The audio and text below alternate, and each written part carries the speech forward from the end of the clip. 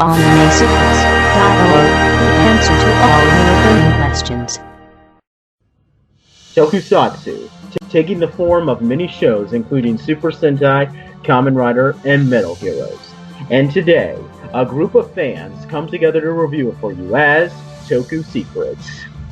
Hey guys, this is Nathan Desai from AnimeSecrets.org. This is our third time attempting this review, and unfortunately we don't have as many people here, but as the Nostalgia Critics theme song says, the review must go on. So yeah, we're continuing on with our Zyuohger reviews. Last time we reviewed episodes 2 through 6, where, just to sum up what happened in a nutshell, they met a gorilla Jew-man, and he gave Yamato some powers, and that's about it. My boy, and this is Anthony, by the way, in case you're wondering. Yeah, Anthony's here, so yeah, and then Ronald Buzzy comes on. Ronald Buzzy, aka blah blah blah, aka blah blah blah, aka blah blah blah. Okay. Okay, you're done.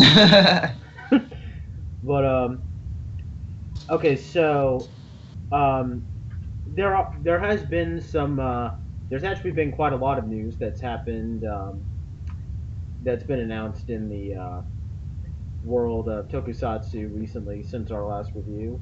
I don't want to go into much detail though, because I would like to give like the insight of at least Ronald, Riz, and Chris if they're in these reviews. So I'd like to have more people to discuss that. So we will discuss that in our next review when we hopefully have more people on it.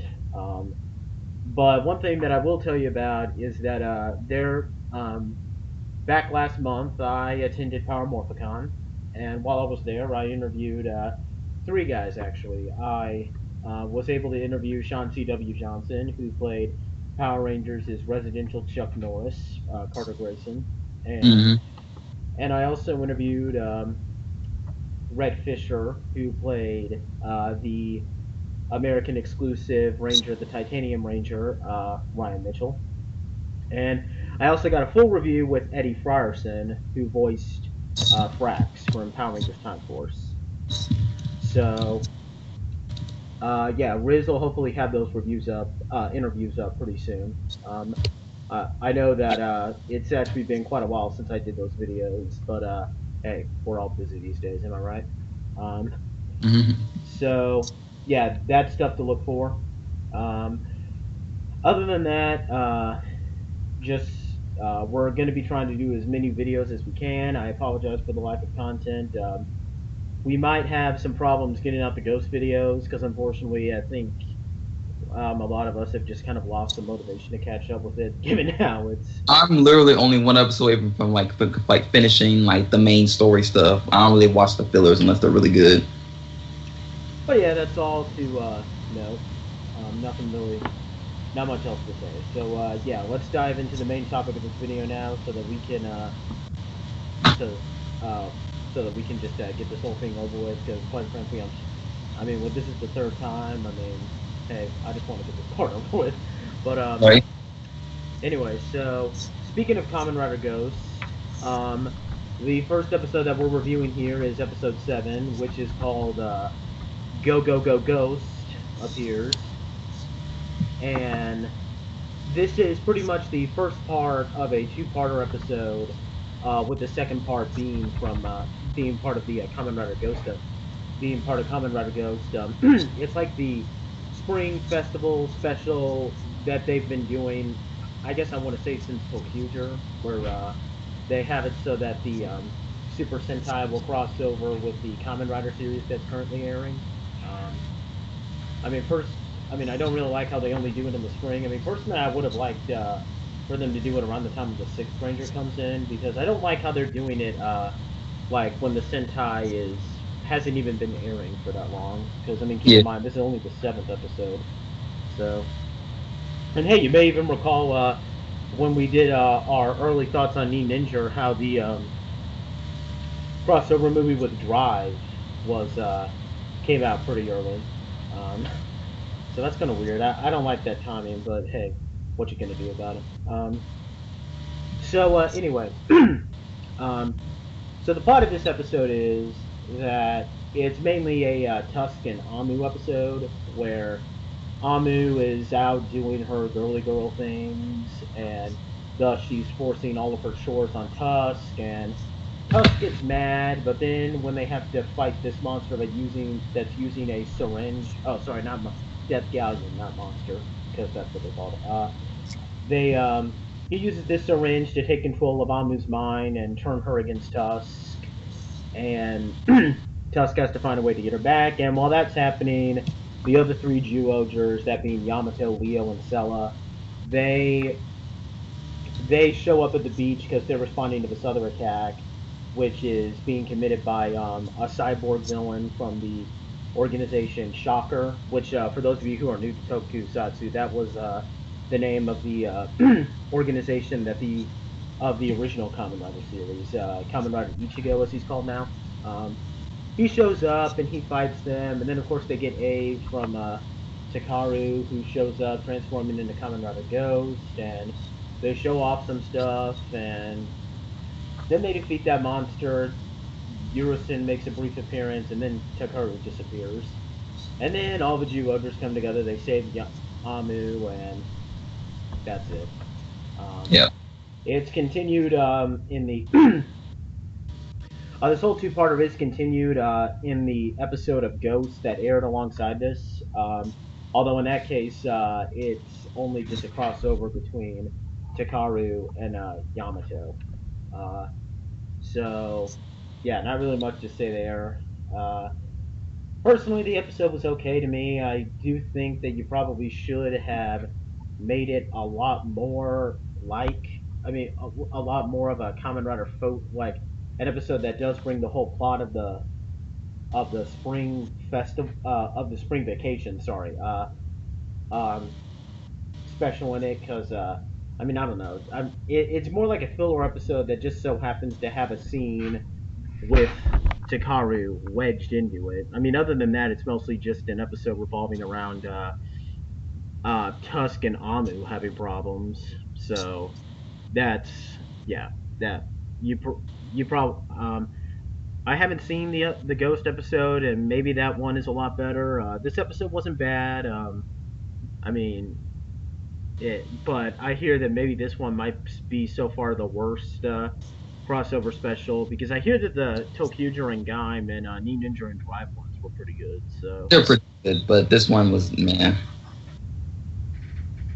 and yeah, we will cover the second part in our review in Ghost. But yeah, there's not really much to say other than that. um, I liked it. It did kind of briefly give me hope that did kind of briefly give me the thought that maybe they would push for a Tuscan Amu relationship because I don't know. I mean, everybody wants Yamato and Amu to hook up, although I'm not for that, honestly. I mean, I would find that to be kind of weird, but I don't know. I mean, honestly, with this kind of team, while we're on the whole romance train thing, I don't know. I've always kind of seen the Jew-Ogers being a lot like the Flashmen or Jew Rangers. The kind of people where I really wouldn't ship any couple because they all just seem like a family, honestly. So Yeah. there are some Sentais like that, and I know that there are Sentais like Go-Go 5 and Maji Ranger where they actually are families. But then there are those seasons where the Rangers aren't like biologically related, but they still just seem like family. So it's hard to ship any couple like that. But yeah, okay episode. So after that, we get a few filler episodes. We have episode 8, which is a episode focusing on Leo, and in this episode, Leo meets this aspiring guitar player who's actually hoping to audition to have his songs played by a record company. And while that's happening, the Zyuohgers encounter this motorcycle-like guy who uses this air horn to play this melody that causes people to go insane when they hear it. And while that's happening. The musician falls victim to it, and he hurts his hands, and he also starts using it on the Zyuohgers too. And Cell is the one who's of course affected the most because remember, Cella's superhuman ability as part of her G-Man powers is enhanced hearing. Um, so while the episode is giving us some comic relief antics with Sella going to great lengths to prevent herself from hearing it, she like wraps her head up in tape and then she puts on a bicycle helmet and some earmuffs and all that. It's actually pretty funny, honestly.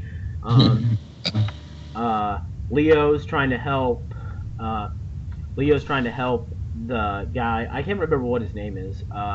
But he's trying to help him like continue on to try and go on with his audition because it's what he aspires to do. Plus, he really wants to help this guy because he's never heard music before, and he took a real big liking to it. Um, which it sounds a lot like Leo, honestly. I'm sure he would enjoy music. Uh, and then, thanks to Leo using headphones to listen to the guy's music, he's able to prevent himself from hearing the Death Galleon's little melody thing, so he's able to easily defeat the monster. They defeat him, and while the guy doesn't make it, he still manages to. The guys still say that they still want to hear more for him, so it ends on a pretty decent note. Uh, and it's just a standard filler episode in this case. Um, nothing of really any note, but hey, I mean, I like Leo in this episode at least. So Nothing happened, basically.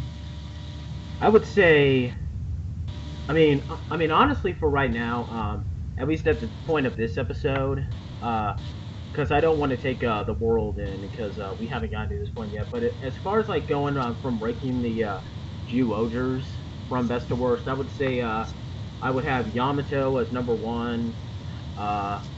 Then after that, it would have to either be Leo or Sella as my second favorite. I haven't been able to figure that out. After that, there's Amu because she hasn't really done much, but she's still a likable character at least. And then after that, there's Tusk, who even now, even at this point with the world in there, I still have to say he's my least favorite. Tusk. I just can't get. I just can't really get into him, and it's funny because I usually like the serious guys the most, but I just can't get into him. Neither. I mean, I love Hikari from Tokyuger.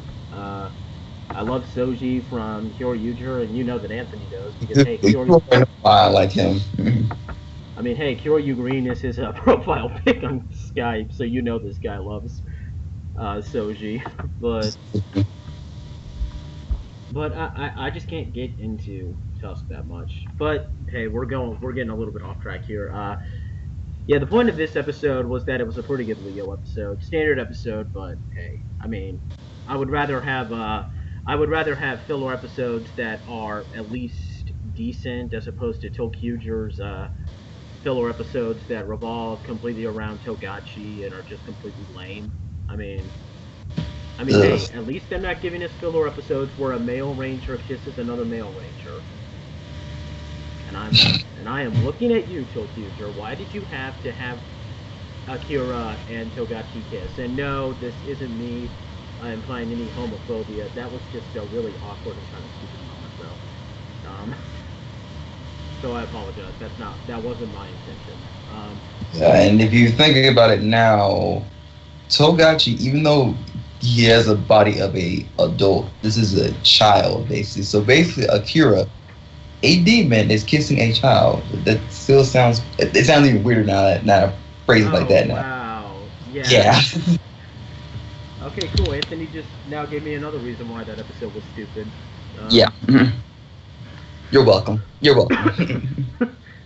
So after that, episode 9, we get it is a Sella focused filler episode, so you already know it's going to be good because it's revolving around one of the better Zyuohgers. Yes.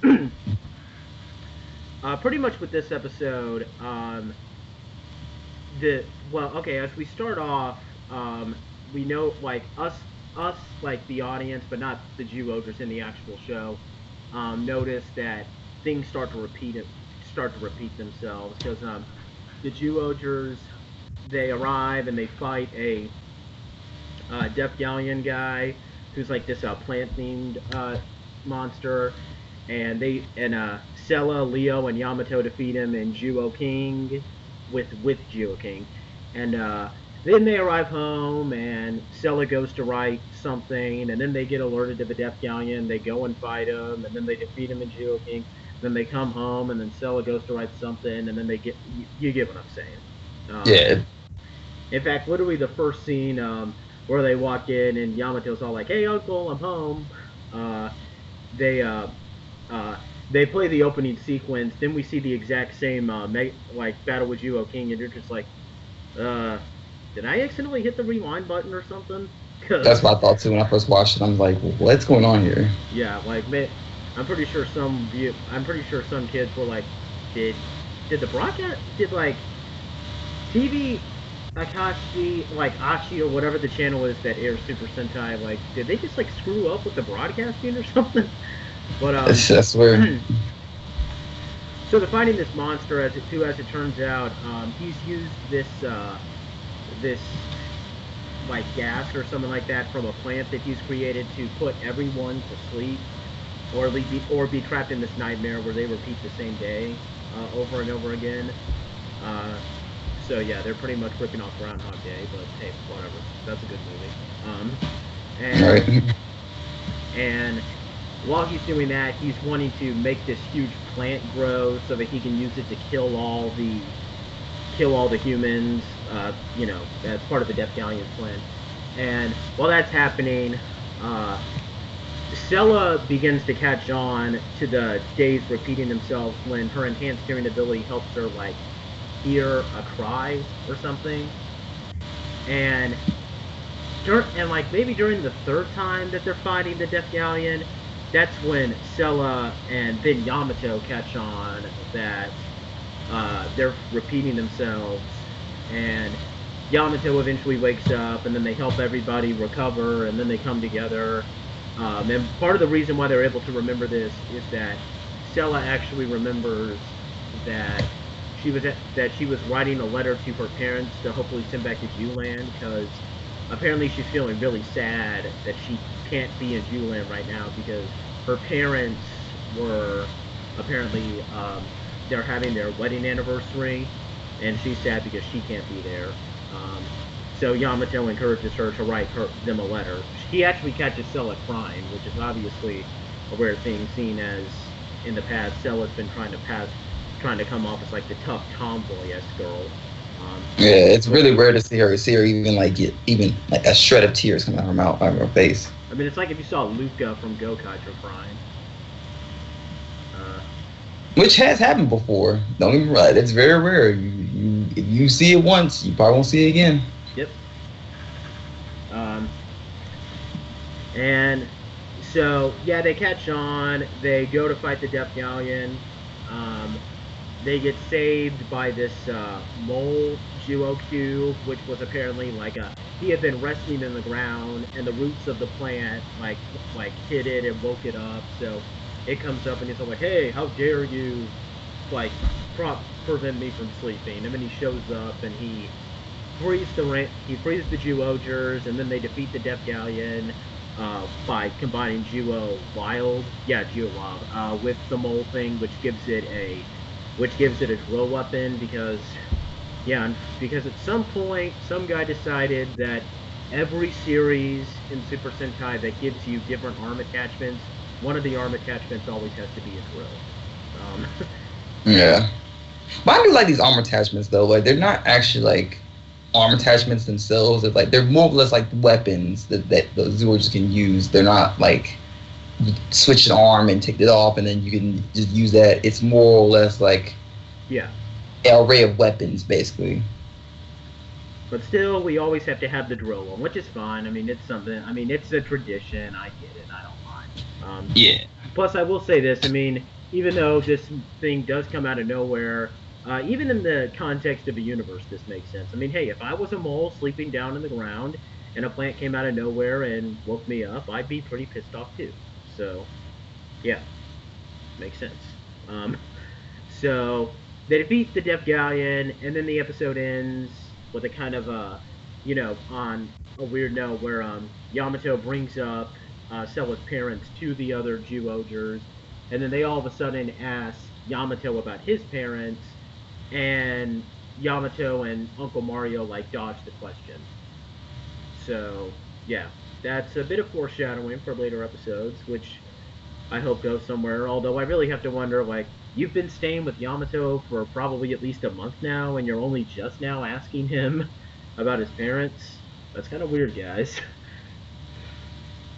Um, but yeah, it was a good filler episode. I mean, hey, like I said, I really like Sella, and this revolves around Sella, and it gives gives some good establishment of her character. So yeah, I really liked it. Plus, I do like how again they acknowledge part of the lifestyle with um, I do like how they acknowledge some of the lifestyle in Jewland instead of giving Sella another reason why she wants to return home. Uh, I I can't really think of any flaws. Plus, I do like how they just like naturally catch on to the fact that they're repeating themselves, and plus, I mean, hey, it's a nice touch that both Sella and Yamato catch on because they're both obviously actually, yeah, I would honestly call them the smartest ones. I know that they like to pass off Tusk as being the smartest one because he's the most serious, but I don't know. I've never He's book smart. There's a difference between being book smart and like no and being aware. like I would imagine Yamato and Sella are much better at thinking on their feet. Mm-hmm. But yeah, Anthony, what did you think of the episode? I think it was actually for filler goes. It actually was a pretty good episode. Mm-hmm.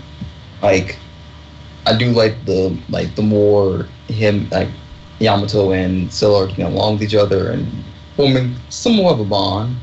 They're not like relationship level, but it's a close bond still. Yeah, it's a good. Yeah.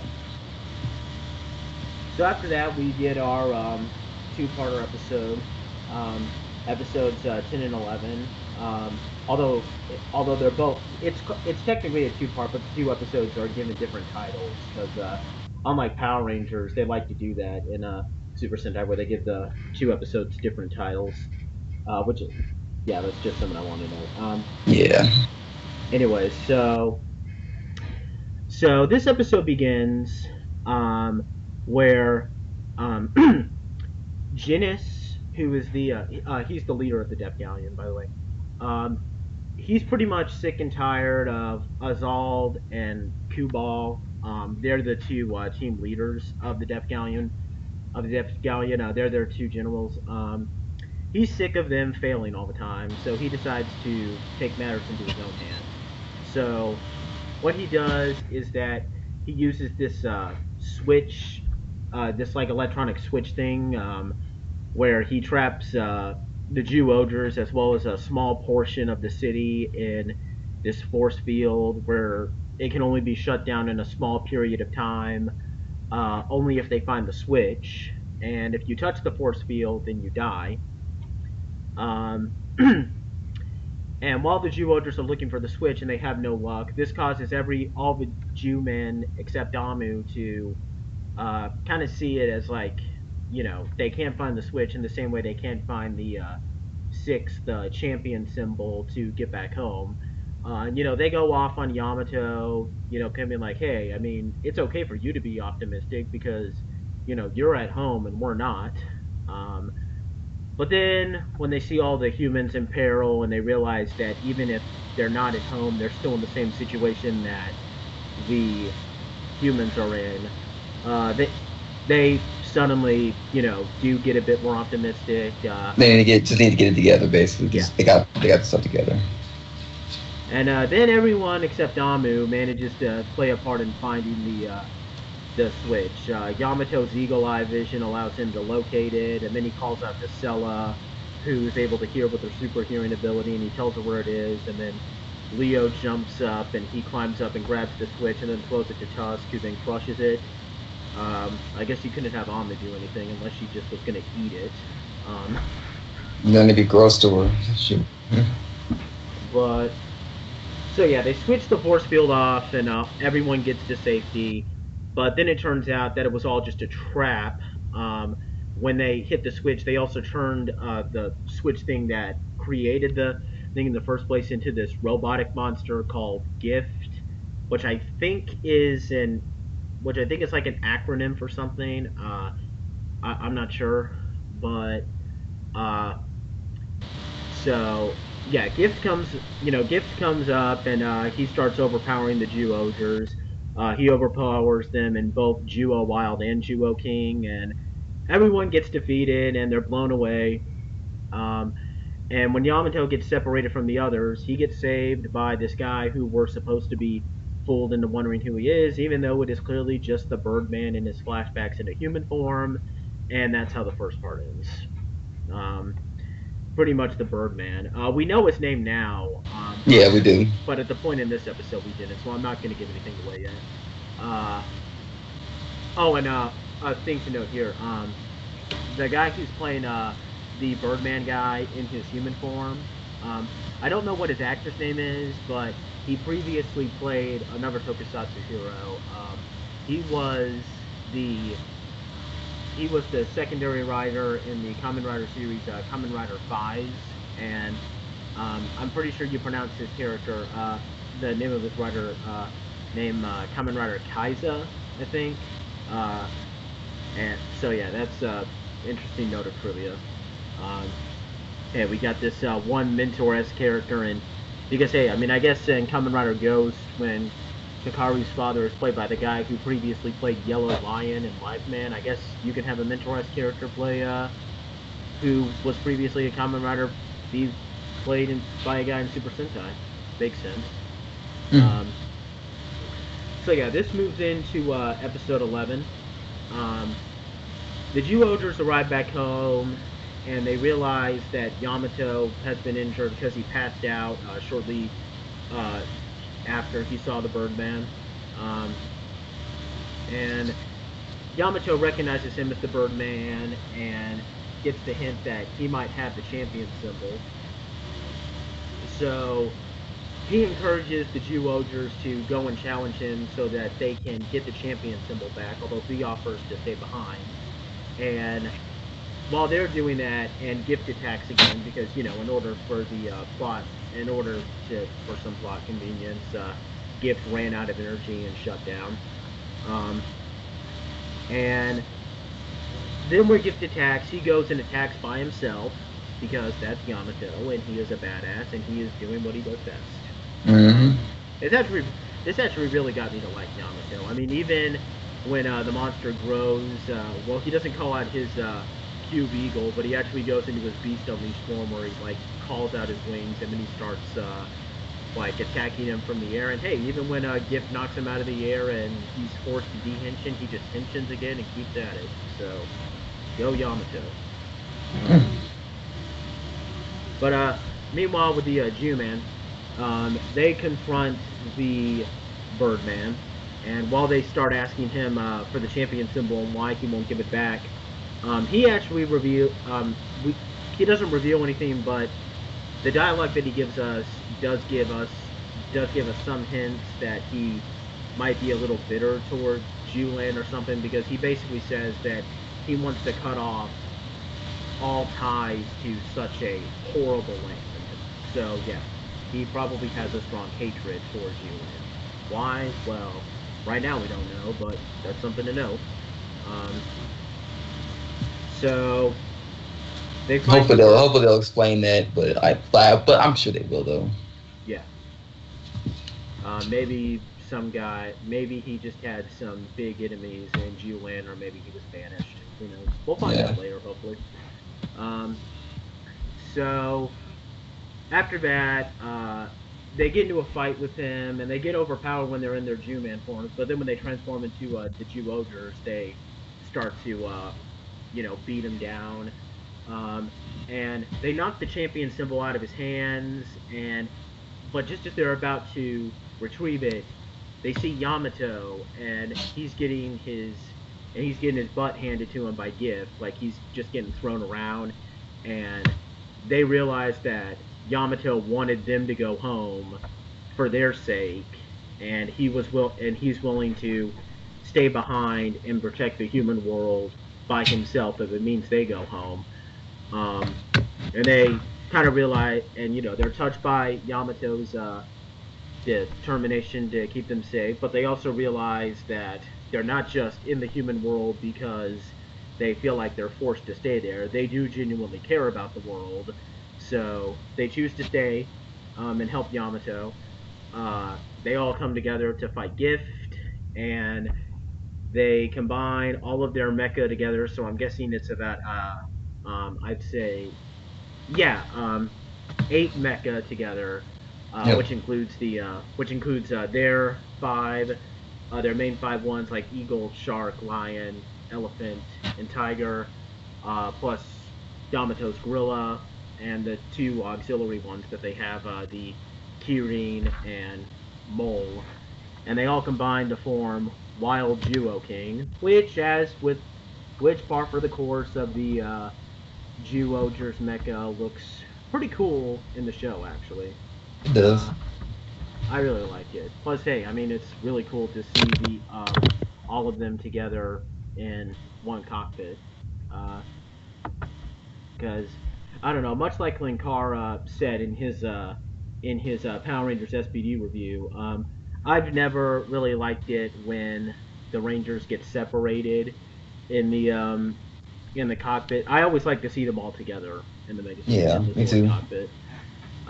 Even though in this case it wasn't one of those cases where they're all combined together, but they're still kept in separate cockpits. But you get what I'm saying. They defeat Gift, and the Zyuohgers, are still remaining optimistic that they will get the champion symbol back. Now this episode was good, but there is one pretty big nitpick that I have to give, which in this case is that the whole scene where the Zyuohgers could have gotten the champion symbol, but then go back to help Yamato. Um, that I get what they were trying to do, but where they fail at that is that the champion symbol is right in front of you. So what would have stopped you from walking to the champion symbol, picking it up, and then walking away to help Yamato? Exactly. I mean, Mm-hmm. I mean, if you wanted to make this scene work a bit better, you could have it so that, I don't know, maybe have it so that the champion symbol gets knocked out of the guy's hands, and it's about to fall off a cliff, and they have, in that split second where they can go and catch it, that's when they see Yamato in trouble, and they go and help them, forgetting about the champion symbol. Or Yep. you could have it so that maybe it falls into a river or something, and they can go after it while it's floating away, but then they see Yamato's in trouble, and they realize that they have to go help him. I know that that's kind of a minor nitpick, but I think just small little changes like that would have made this episode probably perfect, in my opinion. Um, Plus, I don't like how they just established that the Birdman has the champion symbol now, even though we never get a scene of him picking it up. Like, that again, you probably should have had it so that it fell off a cliff, and then the scene after they pick up Gift, they defeat Gift, you see the Birdman walk up, he picks up the champion symbol, and it's like, yes, I have this again, ha ha ha. But, other than that, though, it was good. It definitely establishes the bond that the Zyuohgers have formed so far. Yeah. Plus, like I said, I like to consider this team a family, and it's episodes like this that definitely help me affirm that claim. Like I said, man, I agree with you on the whole thing about like how they could have easily just gotten that cube. Like there was nothing that could have stopped them. Like there was 4 of them. One of them could at least like maybe gone like hey, we're gonna go help Yamato. You try to get the cube and meet us up there or something.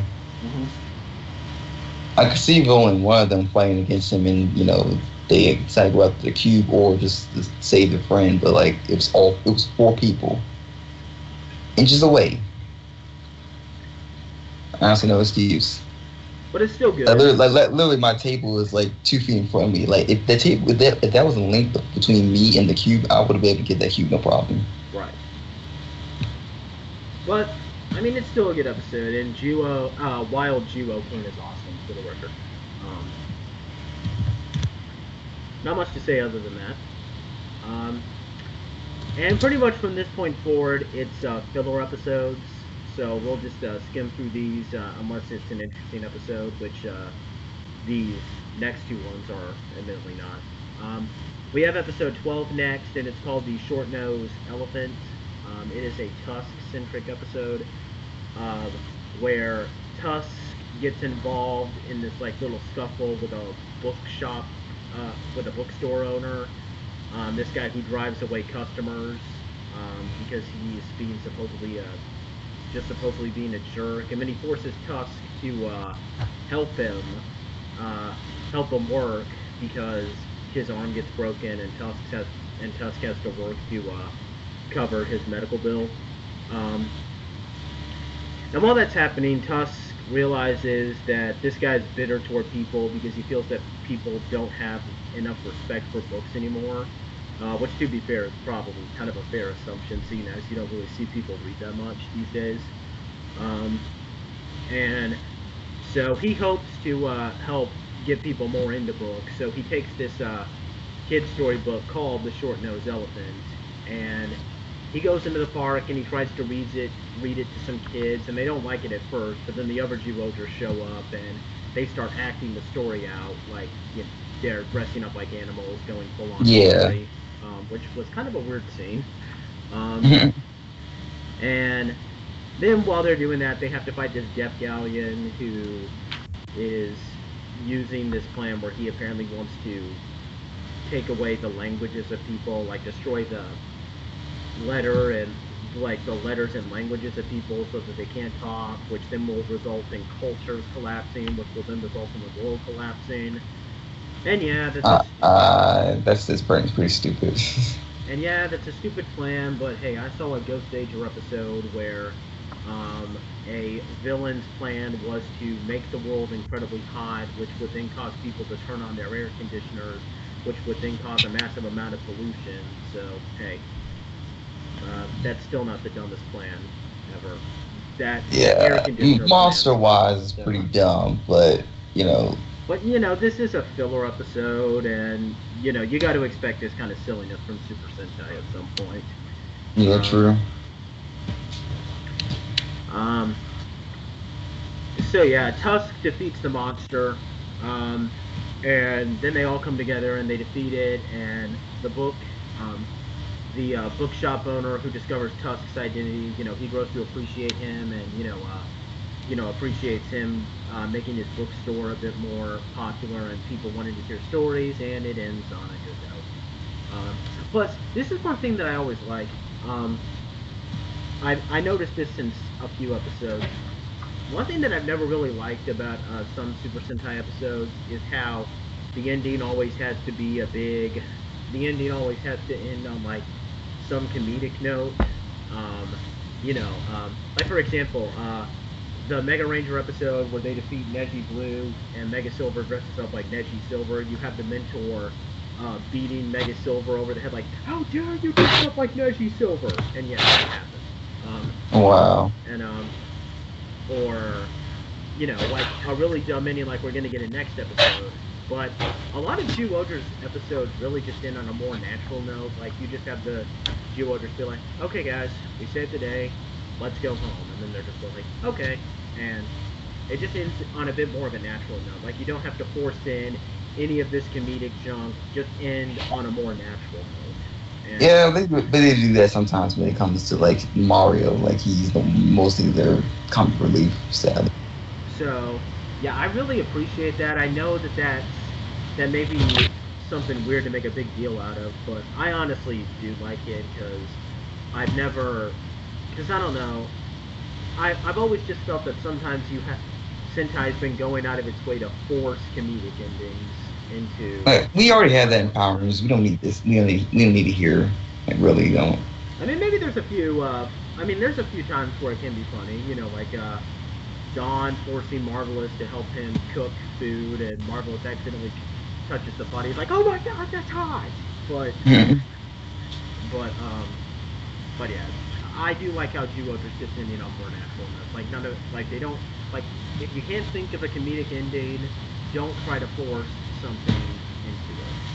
Just end it on a good note, and that's how Exactly. Zyuohger's been doing it Yep. recently. Exactly. As far as how this episode makes me feel about Tusk, um, I may hate Tusk a little bit less after I watch this episode because I do like his desire to read because, I mean, him being a book smart guy, but I don't really think this did much justice to Tusk either.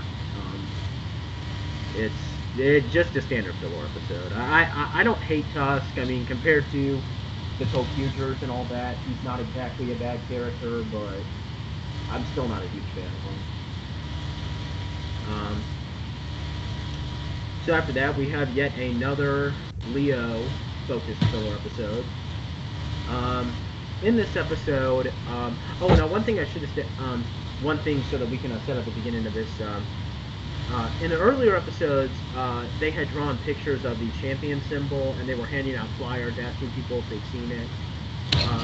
Now in this case, they had Stella actually did this. She made like a realistic-looking sketch of the Birdman, and now they're handing out flyers with the picture of the Birdman on it, so that they can find the cube.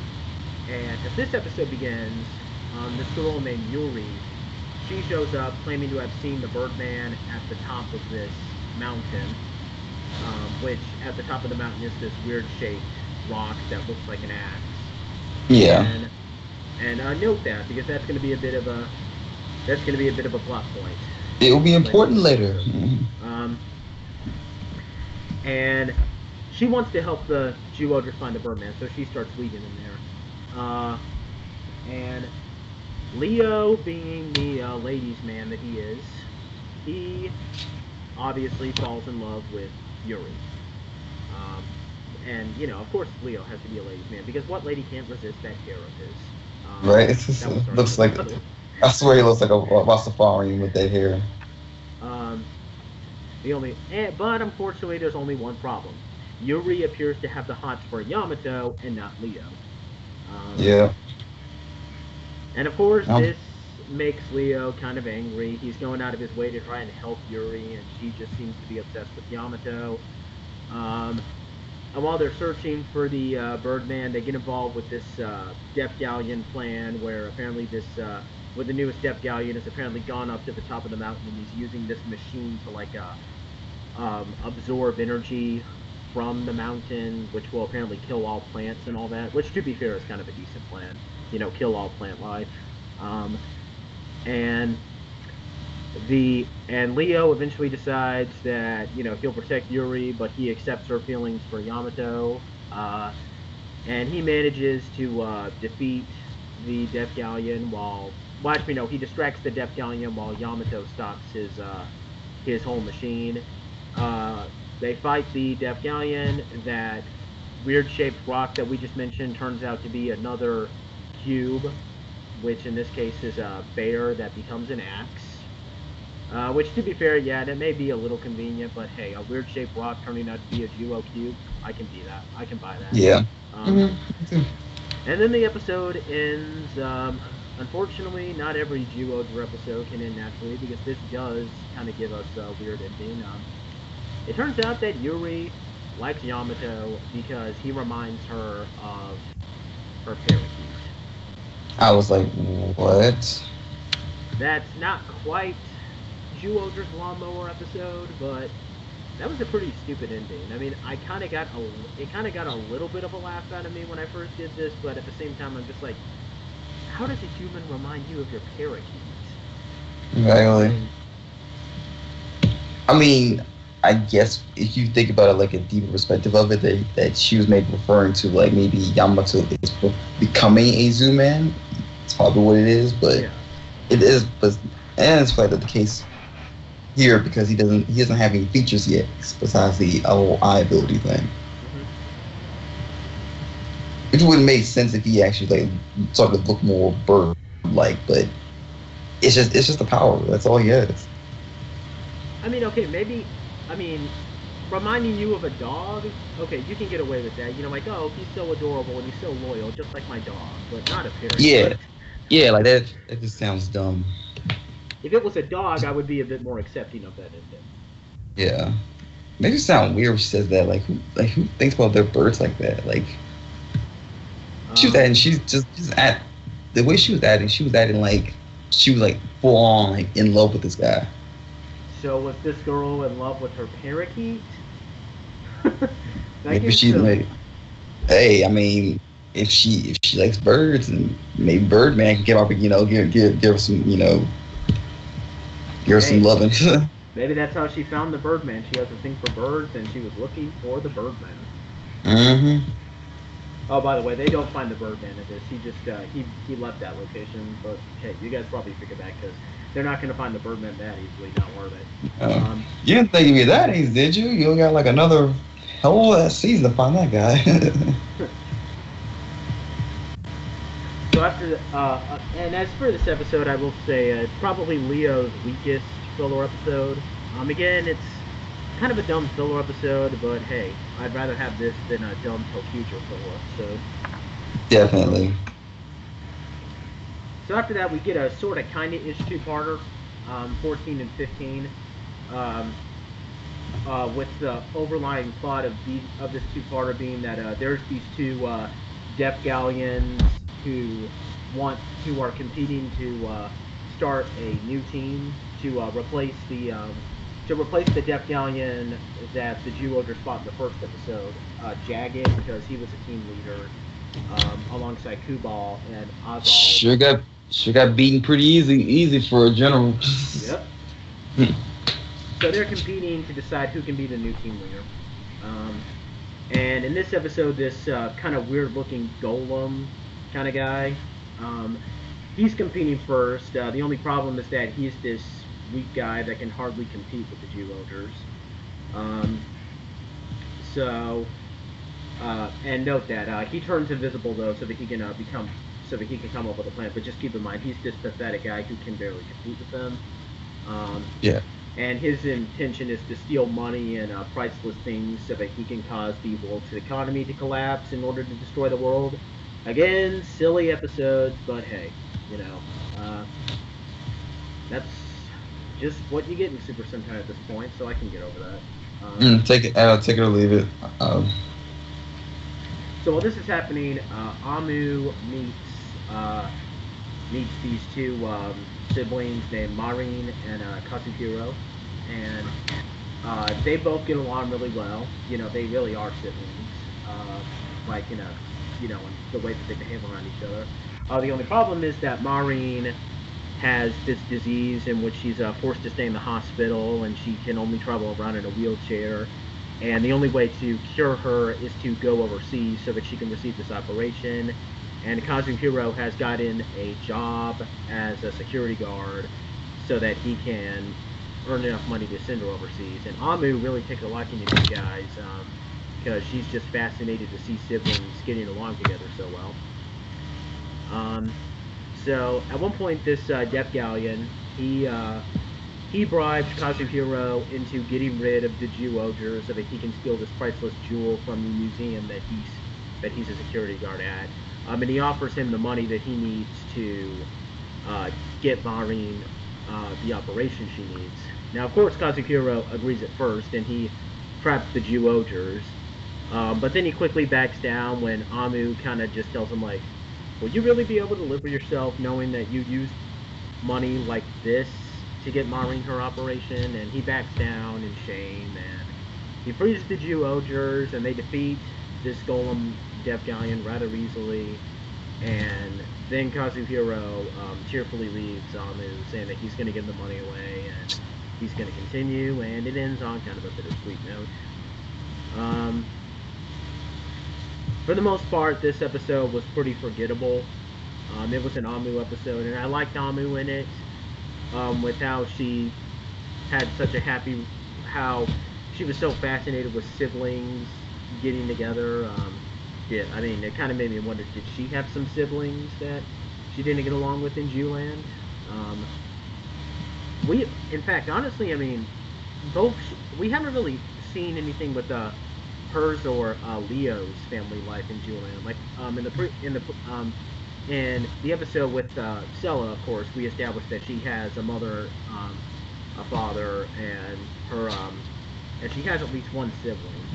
Um, and in the Tusks filler episode that we just mentioned a little while ago, we did see a brief scene where it showed Tusk sitting on his dad's lap, and his dad was reading him a book. But we've never Yeah. seen anything regarding Amu or Leo, so maybe this is a hint that maybe Amu has a sibling that she doesn't get along with. Um, Yeah, and of course we already know about Yamato. Like he established that he does have parents, but it's just that we haven't seen them.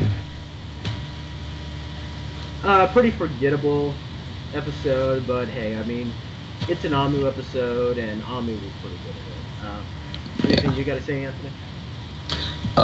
No, I pretty much said my piece already. Move on to the next part. Okay, so after that, we got episode 15. Um, it's called the Shiver Raising Sniper. Oh, and by the way, the episode where Leo was in love with that girl was called the Summit of Witnesses, and this episode that we just reviewed was called the Dummy Style Lying Thief. Um, so yeah, this next episode, the Zyuohgers are fighting the other guy who's trying to become the Team Jagged leader. Um, he's this hunter guy who's a big sharpshooting guy. And apparently this episode was actually based off an episode of Machi Ranger, but Anthony will tell you that because he's actually seen the series. But we'll wait till we get to the end of that this review for him to mention that. But this is pretty much a dual episode between Leo and Tusk, where Tusk is angry at Leo for just doing things up front and just charging at things recklessly and not planning everything out. Um, and of course, this causes problems when the hunter monster he's able to attack from a distance, and anybody he shoots turns into dolls, um, because that's totally threatening, isn't it? Um, and after that, so in the first battle, he turns both Yamato and Sella into dolls. So already the Zyuohgers are kind of screwed because now they don't have Yamato's enhanced eagle eye vision to locate the guy, and they don't have Sella's super hearing ability to locate them. So yeah, they're pretty much kind of screwed. I swear I'm getting like Magic Ranger flashback from like when Magic Yellow was fighting against a sniper once. Yep. And of course Tusk can't locate him because he would have to like catch the monster's scent, and he doesn't know what the monster's scent is. So yeah. Um, so Leo and Tusk they start arguing on what to do, and but then when Amu gets hit, they realize that they managed to discover where the monster is, and they have to set aside their differences in order to come up with a plan. So what they do is they find this mannequin, and they have Leo dress up in the mannequin's clothes, and have the mannequin and put Leo's clothes on the mannequin, and it look like Tusk is walking around with him. When in reality, they just do that so that they can locate the monster, so that Leo can get the monster's gun away from him.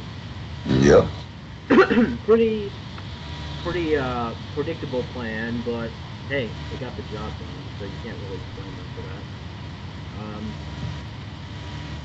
So then all the Zyuohgers come together and they defeat the Death Galleon. Leo and Tusk realize that they don't exactly have that they can actually work well together, and the episode ends with in some comic relief ending. Although this one does make sense, so I will get into it. Where all the people that were turned into dolls are now all of a sudden crowded in Yamato's house because they took all the dolls to the house so that they could keep them safe, which makes sense. Yeah. So it's comedic endings like that work because it's not forced and it makes perfect sense. So yeah, this was an episode that you kind of already knew was going to come right from the starting gate because hey, I mean Tusk is the serious one and Leo's the hyperactive one. You know these guys were gonna go at it at some point. Mm-hmm.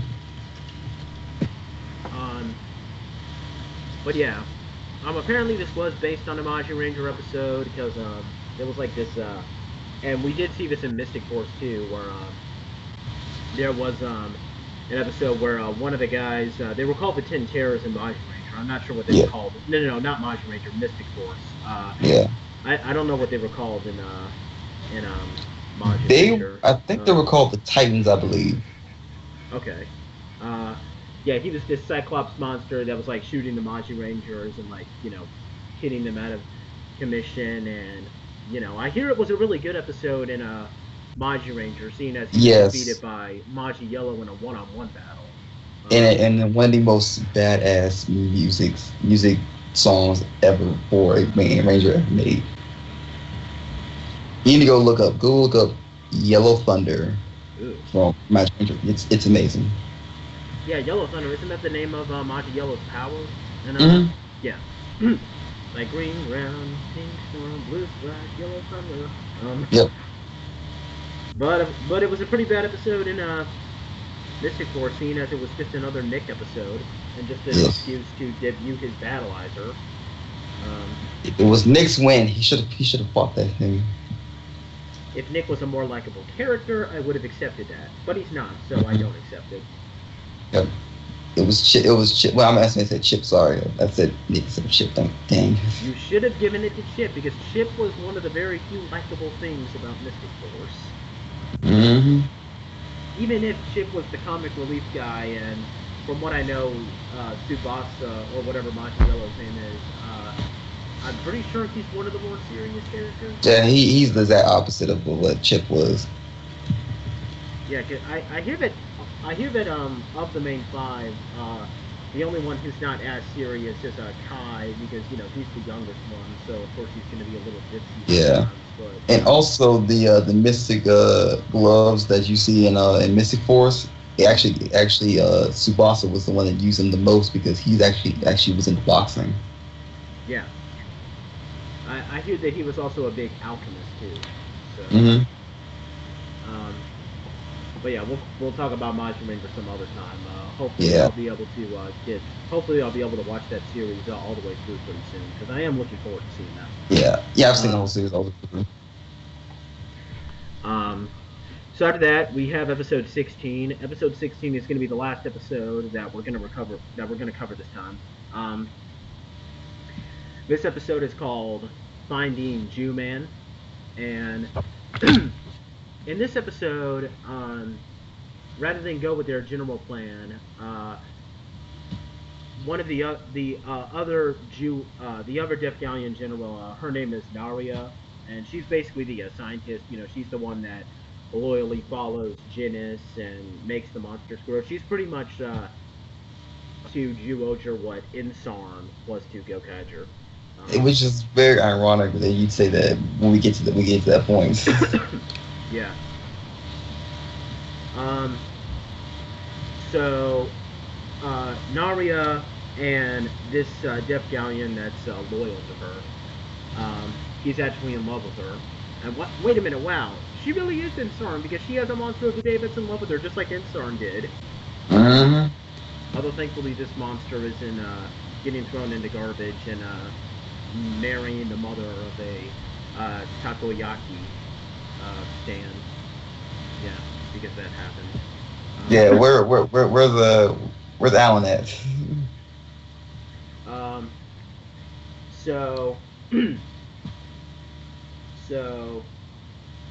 They're going around and they're looking for Jew-Men. Now, most of the people that they do capture, though, are people who are dressed up as animals.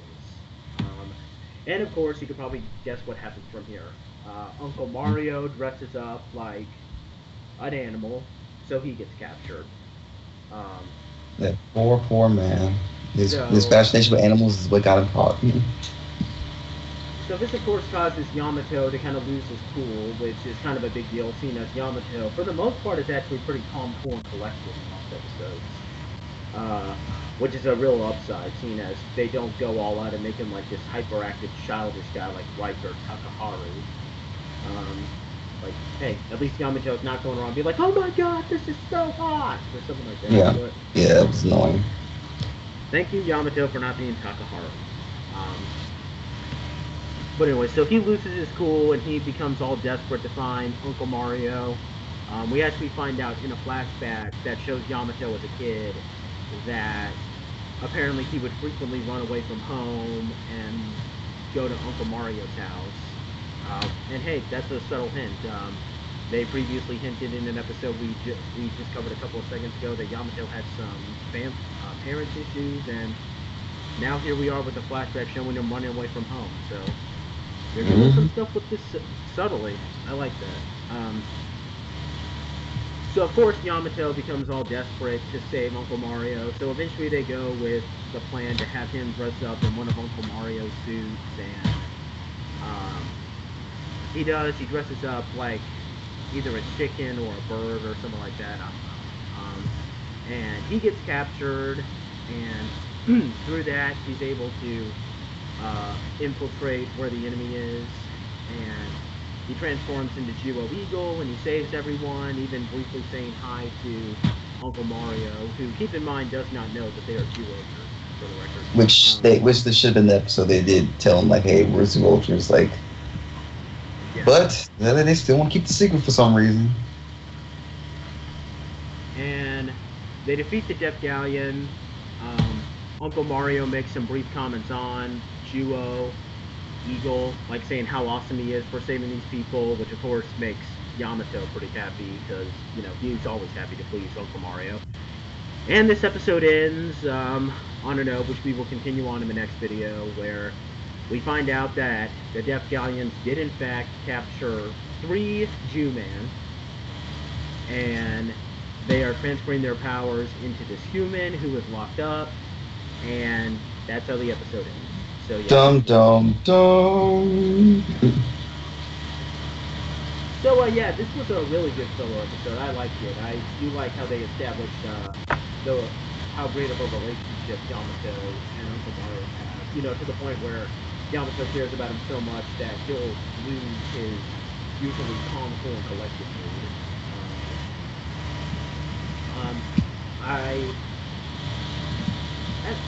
The only flaw that I say that I have with this episode, and I don't want to go into too much detail because it'll probably ruin what we go into in the next episode, but that's really just with the ending.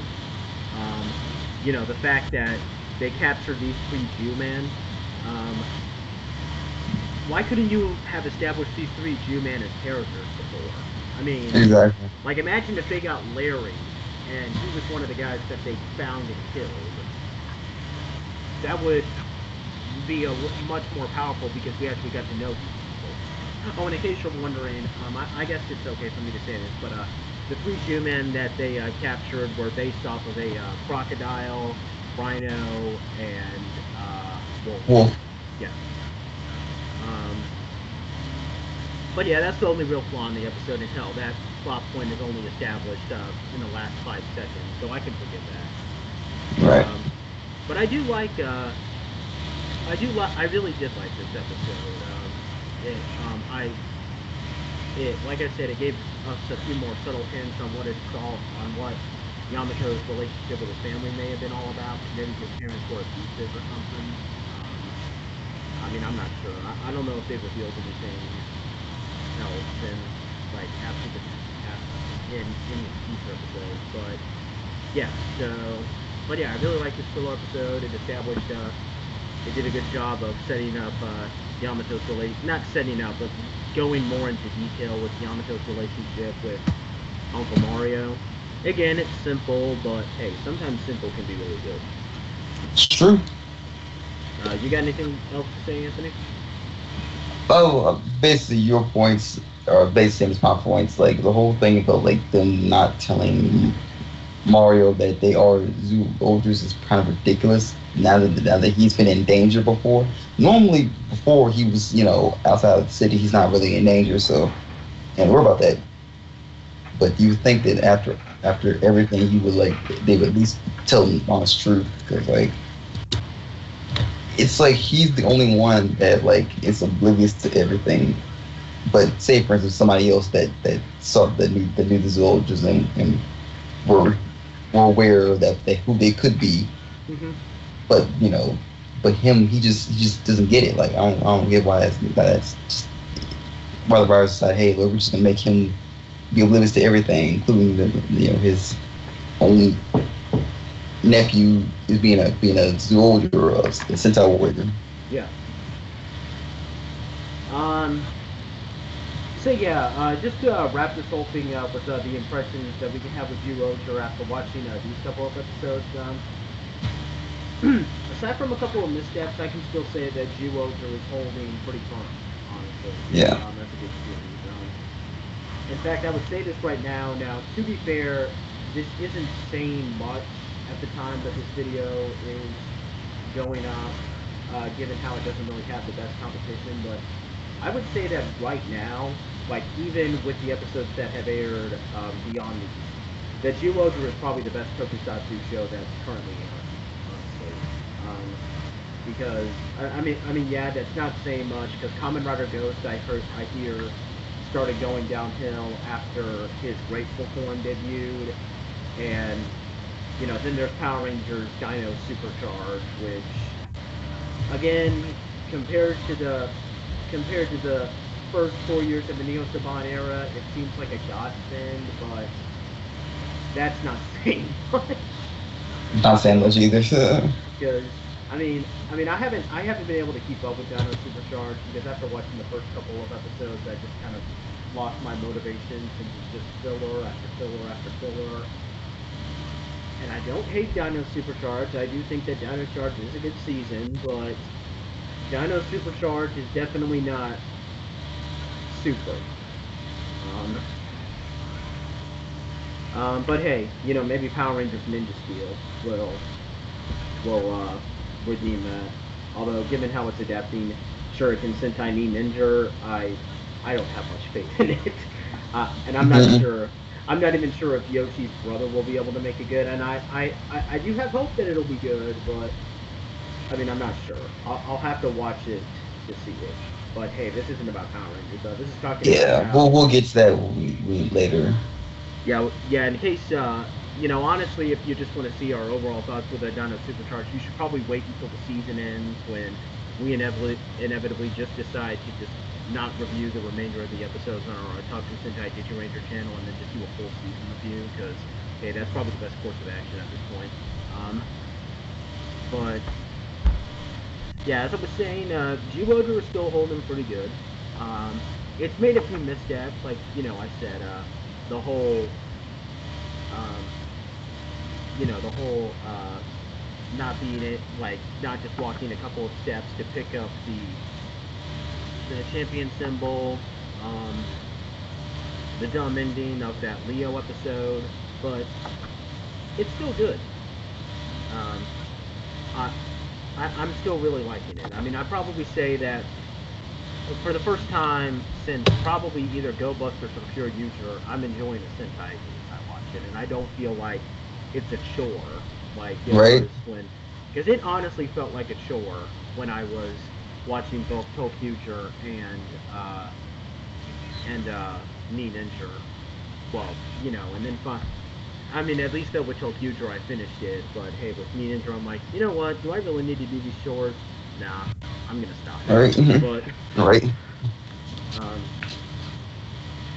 so I am enjoying Zyuohger, and I've honestly, I even told Anthony this in a conversation. I do think that this could be the beginning of another golden age that Super Sentai's going, because with the new Sentai that's been announced recently, and we'll talk about that more at the beginning of our next video when we have more people in on this review, on the review. I do think that Super Sentai might actually start to get a lot better again. Not that it was ever truly bad. I mean, it has ups and downs, but it's okay overall. Yeah, like but Zyuohger is like doing really well though. I mean, going into its 40th season, yeah. I mean, it's gonna have bad seasons here and there. I mean, and unfortunately, that's inevitable. And the same with Power Rangers. But one thing that Super Sentai is able to do that unfortunately Power Rangers has never been able to do is give us good anniversary seasons. Yep. And that's about all I have to say. I'm still loving Zyuohger. It's here to stay, and dang it, I'm happy that it's here to stay. Right. You got anything else to say, Anthony? I said all I need to say. Okay, so that's all that we have to say. I'm just happy that we were able to get this thing out. Get this thing out for the third time. I'm just glad to have this all over and done with so that we can move on to the more interesting stuff in Zyuohger. So next time I'm hoping that we'll have Riz and Ronald Ronald on, and hopefully Chris too. And we'll definitely have Riz on in the future when, spoiler alert, the Zyuohgers cross over with the Go-Geigers. But hey, we already told you that was going to happen in our Kamen Rider Blizzard review, so I guess we can't count that as spoilers. Yeah. But yeah, that's all I have to say. So until next time, we are Anime Secrets. Check us out on Twitter, Facebook, Instagram, and all that other stuff on social media. And if you haven't yet, check us out on iTunes too, because we're actually getting a lot more hits on iTunes than we are on YouTube. Thank you for that, guys. You guys are awesome.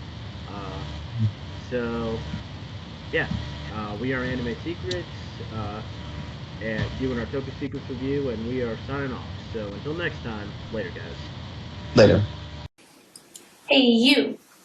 Don't forget to subscribe to our YouTube channel for more videos. You can also check out Anime Secrets on Twitter, Tumblr, and Facebook. Do you want more than that? I know you do. Then go to our website where you can see daily updates and articles and exclusive interviews.